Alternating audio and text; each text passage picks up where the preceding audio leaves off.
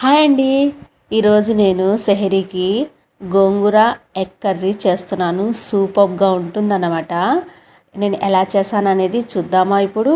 ఇక్కడ నేను 5 కోడిగుడ్లు ఒక గిన్నెలో వేసేసి వాటర్ వేసేసి కొన్ని వెనిగర్ అలాగే నిమ్మచెక్క ఉప్పు వేసేసి ఇలా ఉడకబెట్టేసి చెక్క పీల్ చేసేసుకున్నాను. ఈ మొత్తం ఇలా పీల్ చేసుకున్న తర్వాత అది పక్కన పెట్టేసి ఇక్కడ నేను గోంగూర ఒక కట్ట గోంగూర తీసుకున్నానండి. నేను 5 కోడిగుడ్లకి ఒక గోంగూర కట్ట కరెక్ట్గా సరిపోతుంది. వాటర్లో మంచిగా కడిగేసుకున్న తర్వాత పొయ్యి మీద కడాయి పెట్టేసి 1 టేబుల్ స్పూన్ ఆయిల్, ముందుగా కడిగి పెట్టుకున్న గోంగూర, కొంచెం సాల్ట్, 4-5 పచ్చిమిర్చి వేసేసి మెత్తగా ఈ విధంగా ఉడికించుకోవాలి. అందులో కొంచెం వాటర్ కూడా వేసుకోండి.